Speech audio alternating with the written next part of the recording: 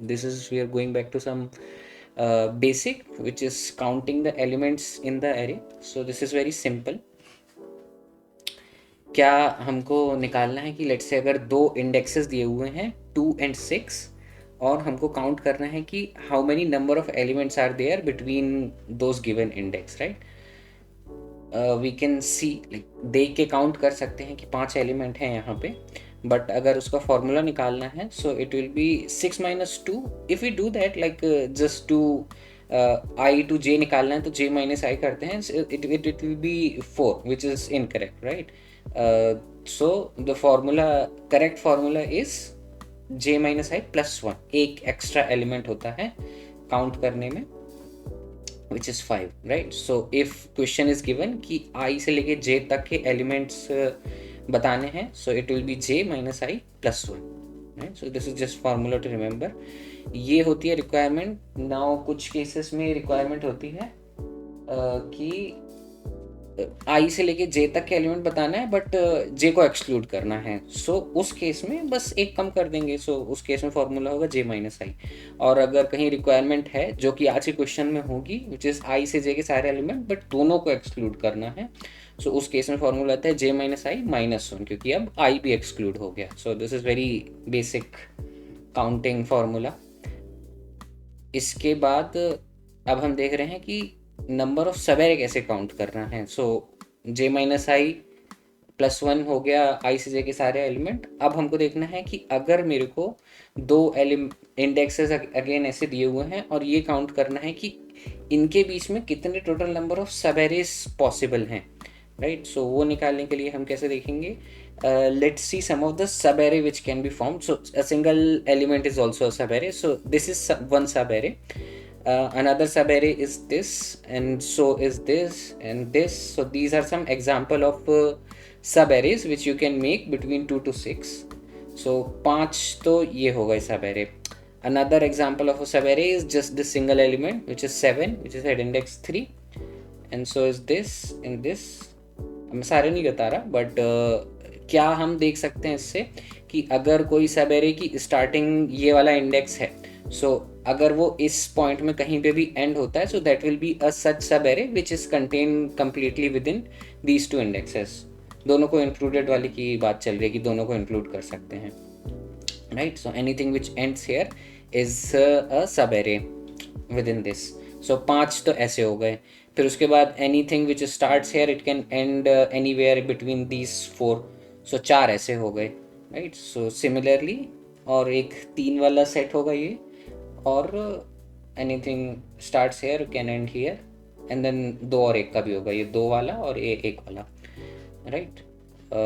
सो क्या पैटर्न इससे दिखाई दे रहा है कि जितने टोटल नंबर ऑफ एलिमेंट थे 5 थे, तो वहाँ से 5 4 3 2 1 ये होते हैं total number of subset. So total elements का तो हमने फॉर्मूला देखा था j - i + 1.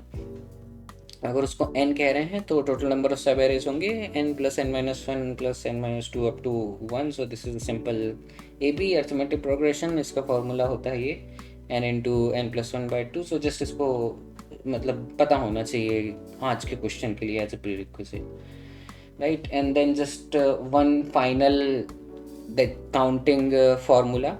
सो ये थोड़ा सा और रिस्ट्रिक्टिव सब एरेज काउंट करने का है. सो इस केस में उन्होंने रिक्वायरमेंट दी है कि आपको आई से जे के बीच के सारे सब एरेज बताने हैं, बट रिक्वायरमेंट इज कि के एक और उन्होंने एलिमेंट दिया है वो भी इंक्लूड होना मैंडेटरी है.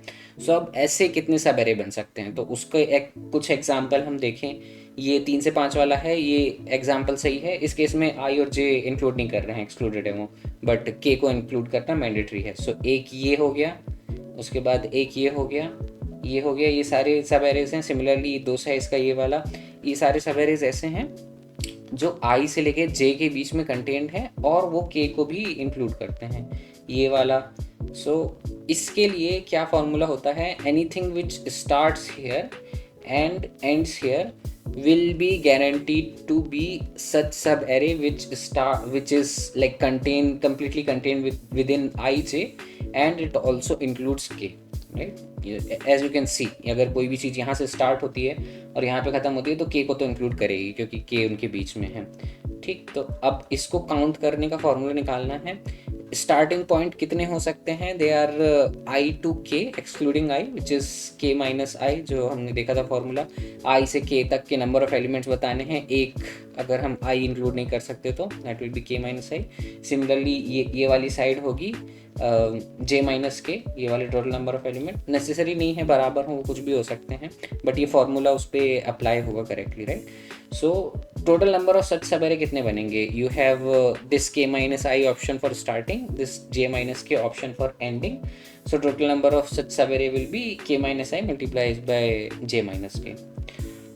सो दिस इज समथिंग लाइक जो क्वेश्चन आज हम देखने वाले हैं उसमें if you had come to this point by yourself, you still could have write down in a copy and make this formula, but हमने पहले देख लिया तो ये दोबारा नहीं देखना पड़ेगा जब क्वेश्चन सॉल्व कर रहे होंगे। ठीक, just one last corner case, उसके बाद I will stop for any question. So एक कॉर्नर केस, मान लो राइट साइड में कोई लिमिट नहीं है कि राइट साइड में कुछ भी हो सकता है, तो उस केस में क्या होगा कि स्टार्टिंग पॉइंट तो इन तीनों में से कोई सा हो सकता है, एंडिंग पॉइंट यहाँ 5 से लेकर 9 तक का कोई सा हो सकता है, राइट। और वो करने के लिए कैन आई से, जब मैंने लास्ट टाइम किया था तो मेरे जे एक ऐसा एलिमेंट था जिसको मैं इंक्लूड नहीं कर सकता था, उसके पहले तक के सारे कर सकता था। नाउ इस केस में अगर कोई लिमिट नहीं है तो उसको मैं कह सकता हूँ कि j is at array dot length, that means last element से आगे वाला है। तो अगर मैं जे की वैल्यू ये रख देता हूँ एरे डॉट लेंथ इस फॉर्मूले में, so it will still give me correct answer. क्यों? क्योंकि j is still acting as something which is a boundary, that means sub array point can end anywhere before that, so putting the value of j array dot length will work fine here.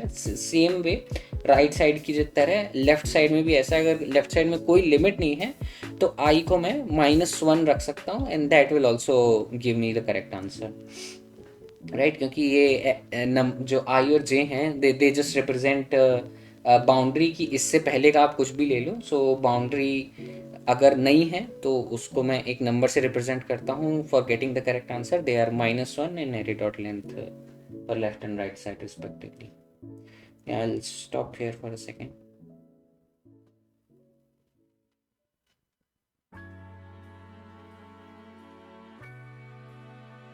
ये सब अभी question start नहीं किया है, अभी खाली थोड़े basic देख रहे हैं, बट ये बहुत यूजफुल है, like many of the questions में they are used. Okay, so let's continue to the actual question we have today.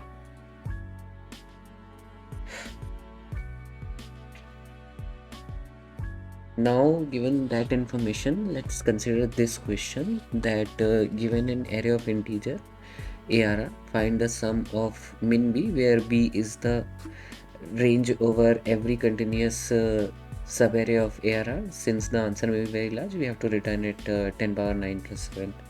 So हर सब एरे को कंसीडर करना है, उसका मिनिमम निकालना है और उन सारे सब एरेस की मिनिमम को ऐड करके हमको फाइनली रिटर्न करना है। सो एक एग्जांपल के लिए यहाँ पे इन्होंने एरे दिया है, इसके सारे सब एरेज लिखे हुए हैं यहाँ पे और उन सब का मिनिमम निकाला है। सो फॉर एग्जांपल 3 1 2 के लिए मिनिमम 1 होगा और अनदर एग्जांपल कैन बी 2 4, अब इसके लिए मिनिमम 2 होगा एंड सिमिलरली जस्ट फॉर 3 के लिए 3 होगा, 4 के लिए 4 होगा।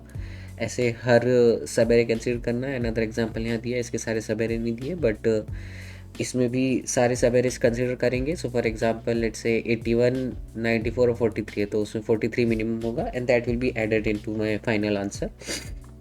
सो ब्रूट फोर्स अप्रोच तो सिंपल है, that you iterate over all the sub arrays, उन सब का मिनिमम फाइंड करेंगे और उसको ऐड कर देंगे फाइनल आंसर में। इसको n स्क्वायर में कर सकते हैं ब्रूट फोर्स से। सो आई थिंक उसके लिए सिर्फ एक लूप चलाना है, आउटर एंड इनर लूप रहेगा एंड ऑफ द सब एरे के लिए और मिनिमम को अपडेट करते जाएंगे और हर सब एरे के लिए आंसर में ऐड करते जाएंगे करंट मिनिमम को और उसको रिटर्न कर देंगे।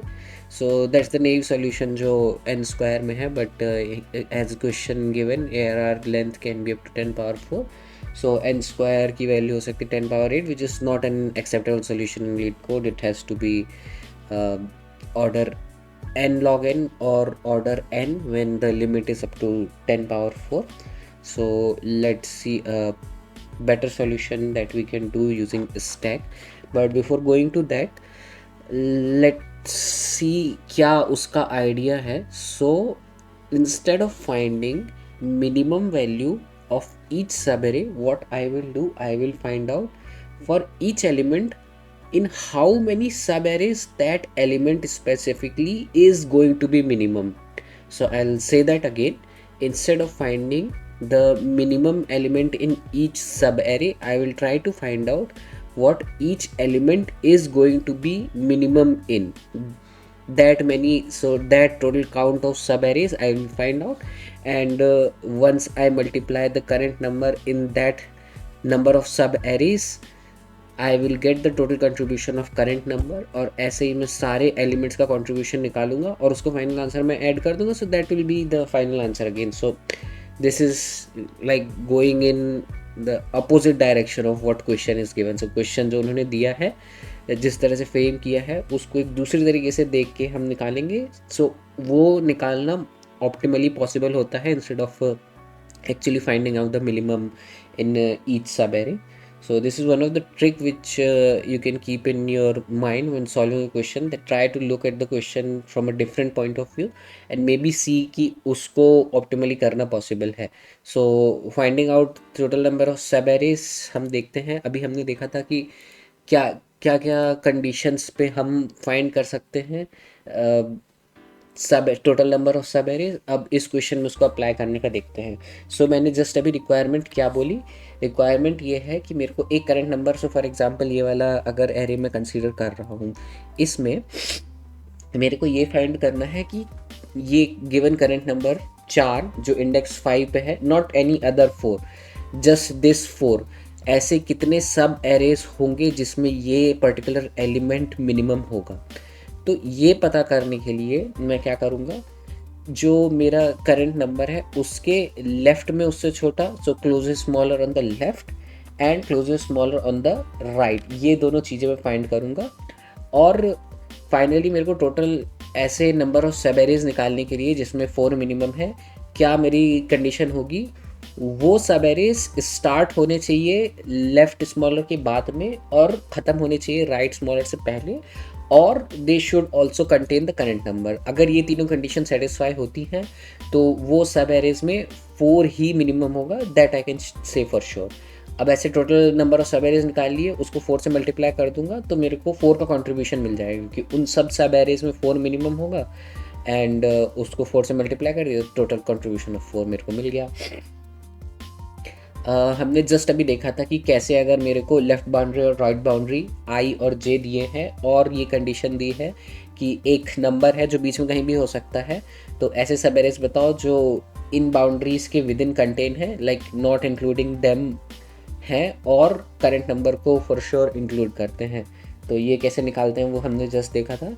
उसके अलावा वन लास्ट थिंग, 4 के closest smaller on the left 3 है जो इंडेक्स 2 पे है, closest smaller on the right कुछ नहीं है. सो उसको अभी हमने देखा था कि अगर ऐसा केस होता है तो उसमें राइट बाउंड्री को you can consider as arrays dot length which is 10, right. So हमें इस रेंज में रहना है और करंट को कंटेन करने वाले सब एरेज निकालने हैं. लास्ट थिंग यहाँ पे ये कि राइट स्मॉलर अगर कुछ नहीं है तो उसको 10 कंसिडर करते हैं to get the correct answer. So now total number of सब एरेज कितने होंगे, हमने जस्ट फार्मूला देखा था.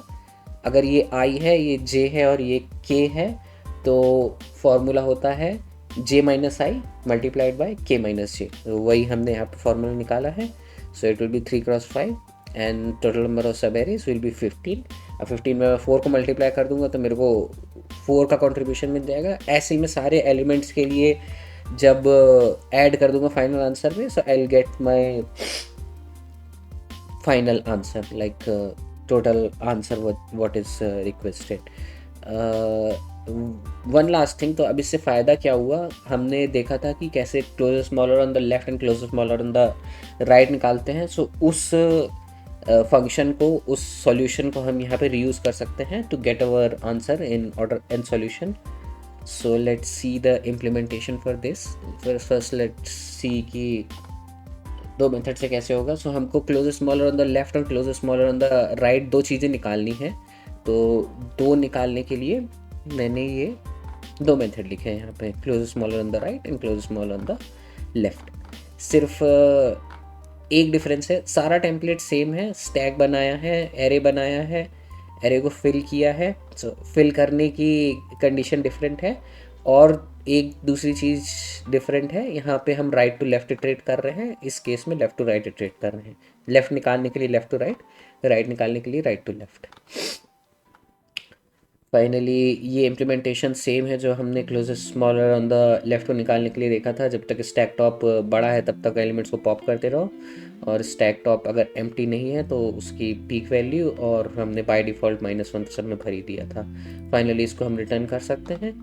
अभी इन दोनों का यूज़ करके मैं कैसे टोटल कंट्रीब्यूशन निकालूंगा इसको हम 1 मिनट में देखते हैं। बट सिंस यहाँ पे बहुत सारा कोड डुप्लीकेशन है, ये सारा पैटर्न सेम है सिवाय एक चीज़ को छोड़ के, तो हमने ये भी देखा था कि एक प्रॉपर्टी होती है कि जो एलिमेंट लेट्स से ARR जिस भी स्टैक टॉप को निकाल रहा है, उस स्टैक टॉप एलिमेंट के लिए closest smaller on the right वही होता है जो उसको बाहर निकाल रहा है। सो एक बार ये मैं एनिमेशंस में दिखा सकता हूँ दोबारा।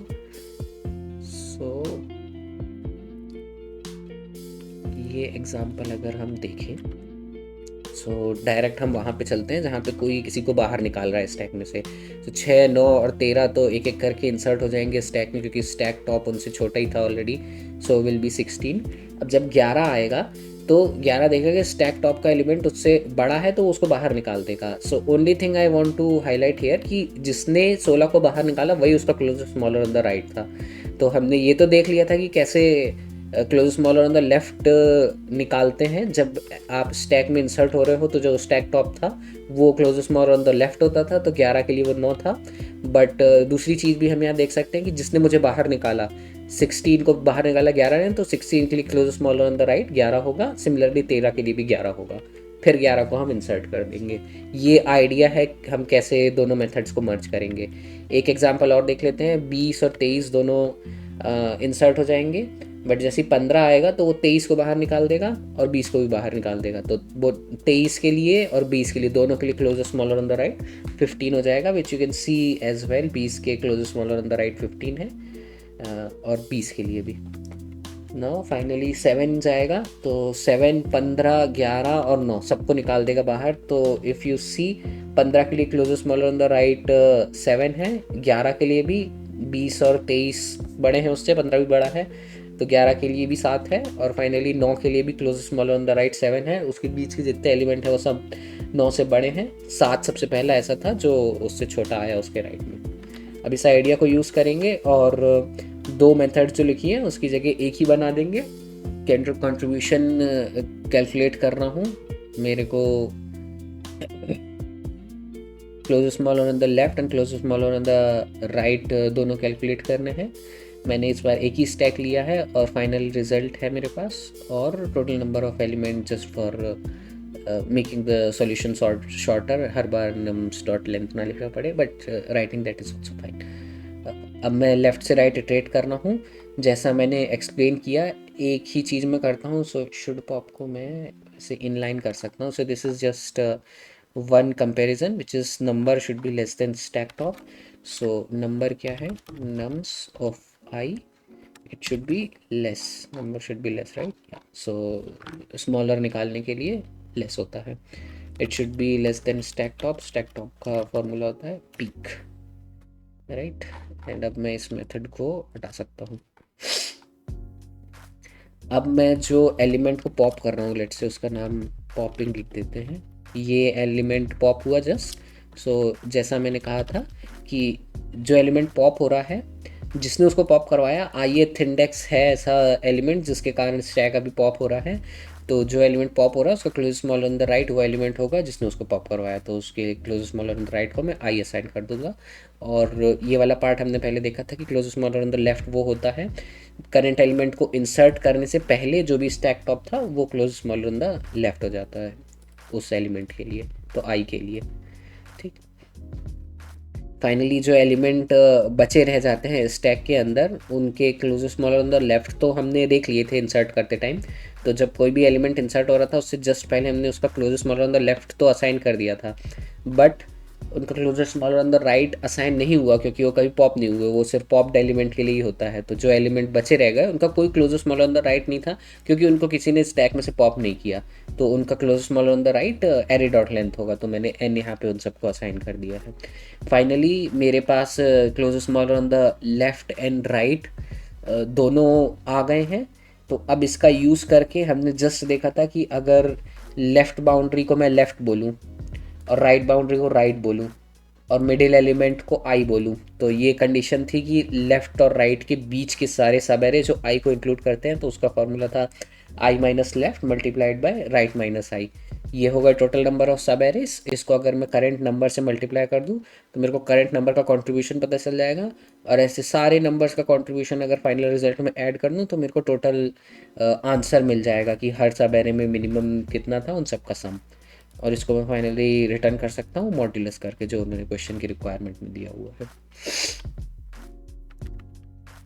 तो इसी का थोड़ा सा मॉडिफाइड वर्जन है, बट वो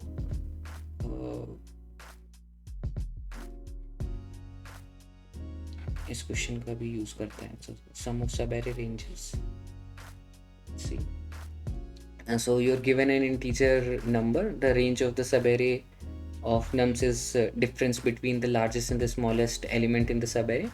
Return the sum of all subarray ranges of the number. Subarray is continuous non-empty sequence of element within an array. So सारे subarray कंसिडर करने हैं। पिछली बार खाली इतना था कि सारे subarrays के मिनिमम को ऐड करके रिटर्न करना था। इस बार सारे subarrays के मैक्सिमम और मिनिमम फाइंड करने हैं, उनका डिफरेंस निकालना है और उन सब का सम रिटर्न करना है। सो फॉर एग्जांपल यहाँ पे इन्होंने 1 2 3 दिए हैं, ये सारे सब एरेज उन्होंने एक एक करके कंसीडर किए हैं और उन सब एरेज का मैक्सिमम माइनस मिनिमम काउंट किया है और उसको ऐड करके दिया है। तो सिंगल एरे में तो मैक्सिमम मिनिमम बराबर ही होते हैं, तो उसमें तो कुछ वैल्यू आएगी नहीं। ये 1 2 हैं, तो इसमें मैक्सिमम 2 था, मिनिमम 1 था, उनका डिफरेंस 1 आया, तो ये एक हो गया। ऐसे 2 3 के लिए 1 आया। 1 2 3 के केस में 3 मैक्सिमम था, 1 मिनिमम था, उनका डिफरेंस 2 आया। तो इन तीनों एलिमेंट को इन्होंने फाइनली ऐड किया है, पहले वाले तो 0 ही हैं, और 4 को फाइनली रिपोर्ट किया है as answer, right. So now let's see इसका सॉल्यूशन। ब्रूट फोर्स तो ठीक है, एन क्यूब सॉल्यूशन भी कर सकते हैं, एन स्क्वायर भी कर सकते हैं, वैसे वो भी नेव सॉल्यूशन ही है, ऑर्डर एन में इसका फाइनल सॉल्यूशन होगा। बट अगर नेव अप्रोच से करें तो जीरो से एन तक इटरेट करेंगे। This is the start point of the सब array, this is the end point of the सब एरे। अब आई से लेके जे तक के जितने एलिमेंट हैं उसमें हम मिनिमम और मैक्सिमम फाइंड करेंगे, और वो फाइंड करने के लिए आई से लेके जे तक इटरेट किया, मिनिमम को अपडेट करते गए नंबर के से, और सिमिलरली मैक्स को अपडेट करते गए मैक्स वर्सेस नंबर के से। फाइनली जो मैक्स मिनिमम है उनका डिफरेंस को आंसर में ऐड कर दिया, फाइनली आंसर को रिटर्न कर दिया, that's it, right. So let's see कि इससे बेटर अप्रोच कैसे कर सकते हैं। तो आइडिया वही है, हर सब एरेज में क्या मैक्सिमम मिनिमम होगा ये नहीं निकालना है, इंस्टेड मेरे को निकालना है कि करंट एलिमेंट कितने सब एरेज में मैक्सिमम होगा। सो इस केस में मैं लेफ्ट और राइट साइड में उनके उन नंबर से बड़े नंबर फाइंड करूँगा। सो 9 से बड़े 12 और 13 हैं। व्हाट दिस गारंटीज मी कि अगर मैं इनको इंक्लूड नहीं करता हूँ तो 9 जो होगा वो मैक्सिमम नंबर होगा उन सारे सब एरेज में जो इन दोनों को इंक्लूड नहीं करते हैं बट 9 को इंक्लूड करते हैं, right. So this is the example सब एरेज ऐसे जो ये कंडीशन सेटिस्फाई करते हैं, इन सब में 9 मैक्सिमम होगा। So which you can see as well कि इन सब एरेज में 9 ही मैक्सिमम वैल्यू है। So is true in this one, right. सो इस केस में अब 9 का कंट्रीब्यूशन, 9 का पॉजिटिव कंट्रीब्यूशन निकल के आएगा कि ऐसे सारे सब एरेज जिसमें 9 मैक्सिमम था मल्टीप्लाई कर देंगे उसको 9 से, तो 9 का टोटल कंट्रीब्यूशन फाइनल आंसर में मिल जाएगा। अब जैसे पॉजिटिव कंट्रीब्यूशन निकालना है, ऐसे ही नेगेटिव कंट्रीब्यूशन निकालने के लिए हर एलिमेंट का ये देखेंगे कि वो कितने सब एरेज होंगे जिसमें वो नंबर मिनिमम होगा। तो वो तब मिनिमम होगा जब उसके closest smaller on the left and right को निकाल के हम उनको एक्सक्लूड कर दें। दैट मीन्स ऐसे सारे सब एरेज जो करेंट नंबर से closest smaller on the left and right को नहीं लेते हैं, उसके closest smaller on the left के बाद स्टार्ट होते हैं और राइट के पहले एंड होते हैं, वो सारे सब एरेज ऐसे होंगे जिसमें करेंट एलिमेंट स्मॉलेस्ट होगा, राइट। और जिसमें स्मॉलेस्ट होगा उस समय वो सब्सट्रैक्ट होगा, फाइनल आंसर में से सब्सट्रैक्ट होगा, तो उसको कंट्रीब्यूशन को काउंट करेंगे, फाइनल आंसर में से सब्सट्रैक्ट कर देंगे, राइट। अगेन ये सारे लोकेशन वाले सब एरेज हैं। तो इस केस में मैंने इसलिए एग्जांपल ऐसा निकाला है जिसमें राइट साइड में कोई एलिमेंट नहीं था जो 4 से छोटा था, तो इसलिए राइट को 10 काउंट करेंगे और फाइनल फॉर्मूले में वो 10 - 5 होगा। और सिमिलरली स्टार्टिंग पॉइंट कैलकुलेट करने के लिए anything which starts from 3 4 5, so that possible starting points will be 5 - 3, so that will be 15 such सब एरे जहाँ पे 9 मिनिमम होगा। सो लेट्स सी इसका इम्प्लीमेंटेशन कि कैसे हर एलिमेंट का कंट्रीब्यूशन काउंट करते हैं पॉजिटिव और नेगेटिव, और उसको फाइनल आंसर में ऐड करते हैं। So let's start with a version जहाँ पे सॉल्यूशन तो ऑर्डर n है बट कोड डुप्लीकेशन है। डैट मीन्स एक एक करके हम इटरेशन स्टार्ट करते हैं। एक क्लास बनाई है, उसमें मैंने गेट सम मेथड बनाई है जो कि एरे को रिसीव करती है और सारे वैल्यूज़ कैलकुलेट करती हैं, जिस पे हम अभी चलते हैं। पहले तो मेरे को क्या चीज़ें चाहिए थी, close smaller on the left हर एलिमेंट का, right and then bigger on the left and right, ये सारी चीज़ें चाहिए थी। इनको कैसे यूज़ करूँगा इस पे आते हैं, बट उससे पहले यहाँ पे मैंने 4 इम्प्लीमेंटेशन सेम लिखे हुए हैं। जस्ट डिफरेंस उसमें इतना है कि जब लेफ़्ट कैलकुलेट करते हैं तब 0 से लेके लेंथ तक इटरेट करते हैं, मतलब लेफ़्ट टू राइट इटरेट करते हैं, which you can see on this case as well, ये और ये, राइट। बट इन दोनों में क्या डिफरेंस है कि जब मेरे को स्मॉलर निकालना है तो मैं जस्ट कंपेयर करता हूँ कि जो स्टैक का टॉप है वो बड़ा होना चाहिए, और बिगर निकालना है तो स्टैक टॉप जो है वो छोटा होना चाहिए। छोटे वाले निकाल देता हूँ तो मेरे को बड़ा मिल जाता है, बड़े वाले निकाल देता हूँ तो छोटा मिल जाता है, राइट।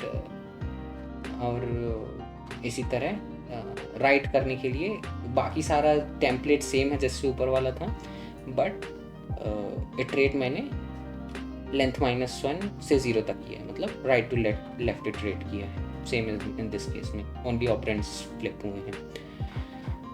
अब अगर मेरे पास ये सारे एरेज आ गए हैं तो मैंने इसका फॉर्मूला निकाल लिया था कि हर नंबर का कंट्रीब्यूशन मैं कैसे निकालूंगा। सो मैं 0 से लेके फुल लेंथ तक इटरेट करता हूँ और उस नंबर को मल्टीप्लाई करूँगा। और उस नंबर को मल्टीप्लाई किस में करूँगा, तो मैंने ये देखा था कि बिगर वाले दोनों साइड के मैं एक्सक्लूड कर देता हूँ, तो उस केस में करंट एलिमेंट बिगेस्ट होता है। सो ये हो गए सारे सब एरेज जिसमें करंट एलिमेंट बिगेस्ट है, तो उसको मैं आंसर में ऐड कर दूंगा।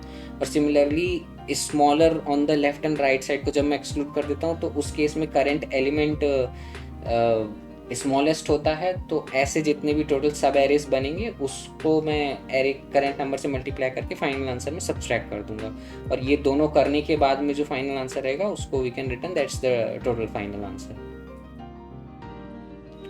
Okay, so this is correct solution but it has lot of code duplication, जिसमें से एक तो हमने देखा ही था कि smaller on the left and smaller on the right दोनों को अलग अलग मेथड लिखने की ज़रूरत नहीं है, उनको एक में कर सकते हैं। तो इस पे तो मैं डायरेक्ट चलता हूँ, उसके बाद और कैसे इम्प्रूव करेंगे वो उसके बाद देखते हैं। सो सी 2 मेथड मैंने यहाँ पे बनाई हैं, that you calculate the minimum contribution and calculate the positive contribution. मतलब एक केस में जब तुम you your self is biggest element तो अपने लेफ्ट साइड के बिगर और राइट साइड की बिगर दोनों को एक्सक्लूड करके सारे सब एरेज में हो, तो उसको फाइनल आंसर में ऐड करके भेज देंगे। और सिमिलरली मिनिमम को भी यहाँ तो ऐड करके भेज रहे हैं। जस्ट वन थिंग यहाँ पे कि अब मैंने जो मैक्सिमम कंट्रीब्यूशन कैलकुलेट करने के लिए लास्ट टाइम 2 मेथड लिखी थी, वो 2 नहीं लिखी हैं। यहाँ पे मैंने लेफ़्ट और राइट एक ही बार में कैलकुलेट कर लिया है। ये हमने देखा था कि कैसे लेफ़्ट और राइट कैलकुलेट कर सकते हैं अगर तुम्हें सिर्फ बिगर निकालना है। सिमिलरली यहाँ पे स्मॉलर निकालने के लिए किया है। So only thing you see here कि जो मैंने मैक्सिमम कंट्रीब्यूशन निकाला है, दैट मीन्स जिस भी सब एरेज में करंट एलिमेंट मैक्सिमम होगा वो सारे फाइनल आंसर में मैंने ऐड किए थे, तो उसको मैंने रिजल्ट में ऐड कर दिया है। एंड सिमिलरली जिस केसेस में वो मिनिमम होगा उस केसेस में मेरे को फाइनल आंसर में से सब्ट्रैक्ट करना था, तो वो मैंने यहाँ पे सब्ट्रैक्ट किया हुआ है। इसको बाद में लिख देता है, right. Okay, just one final thing, still there is code duplication which is अब यहाँ पे भी you can still stop, but ये सारा टेम्पलेट और ये सारा टेम्पलेट भी ऑलमोस्ट सेम है। सिर्फ एक चीज़ चेंज हो रही है, जो है स्टैक टॉप से कंपेयर करना। तो जब मेरे को मिनिमम निकालना होता है, मतलब smaller on the left and right side निकालने होते हैं, तब मैं स्टैक टॉप को बड़ा होता है तब तक निकालता हूँ, और दूसरे वाले केस में जब तक स्टैक टॉप छोटा होता है तब तक मैं पॉप करता हूँ। तो ये भी कंबाइन किया जा सकता है अगर मैं किसी तरह अपने मेथड को बता पाऊँ कि मेरे को इस पॉइंट पे क्या ऑपरेशन करना है। और उसके लिए you can use the lambda operator, जो कि पाइथन में तो होता ही है, जावा में भी इंट्रोड्यूस कर ही दिया था वहाँ से ही देख के। सो इसको अगर हम देखें, सेम इम्प्लीमेंटेशन है, just I am getting the contribution and I am passing की क्या ऑपरेशन करना है। तो एक केस में वो स्मॉलर था, एक में बिगर था। स्मॉलर कर दिया तो मेरे को मिनिमम कंट्रीब्यूशन मिल गया, बिगर कर दिया तो मेरे को मैक्सिमम कंट्रीब्यूशन मिल गया। तो डायरेक्टली इस सॉल्यूशन पे जंप करना is not possible I think, but अगर हो किसी के लिए तो ठीक है, but I think it's very difficult. So यहाँ पे क्या किया है, खाली एक कंपैरिजन इंटरफेस बनाया है। आई थिंक पाइथन में ये करने की भी ज़रूरत नहीं होती है, बट इसमें जावा में you have to make a interface जिसमें एक मेथड बनाई है जो 2 इंटीजर्स लेती है और एक बूलियन रिटर्न करती है। सो उसको आप यहाँ पे डिफाइन कर सकते हो। यहाँ पे उसको डिक्लेयर किया है इंटरफेस में, और यहाँ पे लैम्डा एक्सप्रेशन में डिफाइन किया है। उसको एज अ कंपैरिजन का इंटरफेस का रेफरल पास कर दिया, और जब मेरे को स्टैक से कंपेयर करना था तो स्टैक टॉप को मैं एज अ नंबर यहाँ पे पास कर दूंगा अपने कंपैरिजन रेफरेंस जो मिला है उसकी कंपेयर मेथड में, राइट। एंड यहाँ पे प्रोवाइड किए हुए इम्प्लीमेंटेशन विल टेक केयर कि स्टैक में से करेक्ट एलिमेंट ही पॉप हो। So you will get your maximum और मिनिमम ऑन द लेफ्ट और the right side respectively. And finally ये फॉर्मूला तो सेम ही है, i minus left and right minus I will give total number of सब arrays. उसको number में से multiply कर दिया तो टोटल कंट्रीब्यूशन करंट नंबर का आ गया, फाइनल रिजल्ट में ऐड कर दिया। पॉजिटिव वाले केस में जब वो मैक्सिमम था उसको ऐड किया है, और नेगेटिव में जब वो मिनिमम था तो उसको सब्ट्रैक्ट किया है। That's it. आई थिंक ये implementation started very naively but it grows a lot. Medium दिया है but I don't think this is a medium question. I have done like many improvement on this question over the time, and it has like a very good question to understand the code clarity, how you can reduce the code a lot. So from having 4 methods with a lot of code duplication down to a single method, it's possible, and it reduces the complexity, reduce the time to type as well. And you learn a lot of things as well, like how you can use lambda operator and everything. I'll stop here for a second, leave this part of the code on the screen. Let me know if there is any doubt.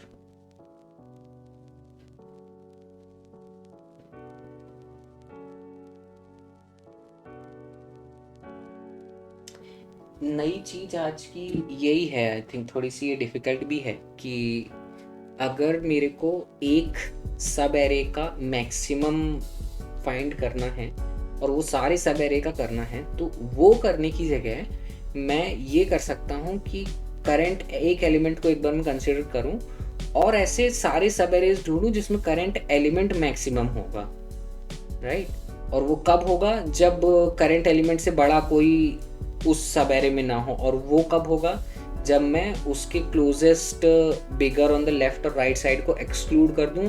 तो वो boundaries मैंने पहले find करी और उनके बीच के जितने सब एरेज होते थे including current number, they has to include the current number, वो सारे सब एरेज ढूंढ के काउंट कर लिए। और फिर उसमें मैं सिंपली अपने करंट एलिमेंट को मल्टीप्लाई कर देता हूँ तो मेरे को करंट एलिमेंट का कंट्रीब्यूशन पता चल जाता है।